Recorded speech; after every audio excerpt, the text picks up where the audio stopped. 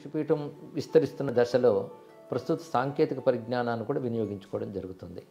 ముఖ్యంగా online education అనేది ఋషిపీఠం ప్రస్తుతం చేస్తున్న గొప్ప అంశాల్లో ఒకటి.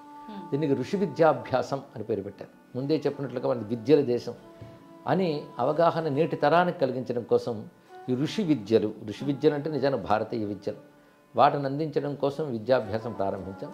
ఈ విద్యాభ్యాసంలో కూడా అనేక రకాల విభాగాలు ఉన్నాయి. ఒకటి ధృవజ్ఞానం అని పెట్టాం. ధృవజ్ఞానం ఫర్ చిల్డ్రన్, పిల్లల కోసం అనమాట. ప్రపంచవ్యాప్తంగా విద్యార్థులు ఉన్నారు దీనిలో. ఇది ఇంగ్లీష్లోనూ ఉంటుంది. పిల్లలందరూ కూడాను చదువుకోవడానికి గాను సనాతన ధర్మాన్ని ఒక కరికులం చేసి స్టడీ మెటీరియల్ తయారు చేసాం. దాని ప్రకారంగా పిల్లలకి చెప్పడం జరుగుతుంది. 6 లెవెల్ కోర్స్ ఇక్కడ. ఇది ఇప్పటికీ అనేక మంది ఉత్తీర్ణులయ్యారు, అనేక బ్యాచ్లు తయారయ్యాయి.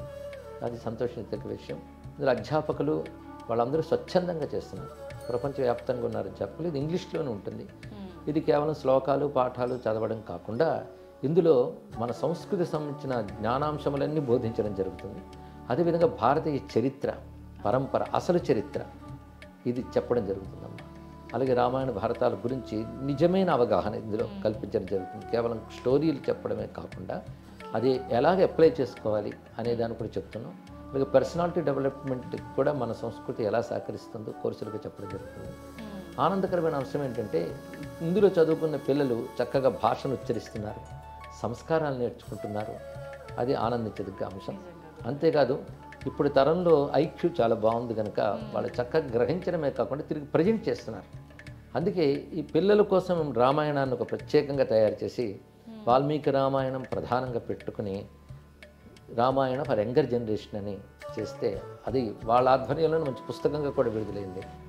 అలాగే భారతంలో విదురు నీతి అనేది తీసుకుని ఇప్పటి జనరేషన్కి అది ఎలా పర్సనాలిటీ డెవలప్మెంట్ కోర్సుగా పనికొస్తుంది అనేది ఇంగ్లీష్లోనూ పుస్తకంగా తీసుకురావడం జరిగింది. అనేక మంది విద్యార్థులు ఇందులో ఉత్సాహంగా పాల్గొంటున్నారు. ఏడాది విద్యార్థుల సంఖ్య పెరుగుతుంది.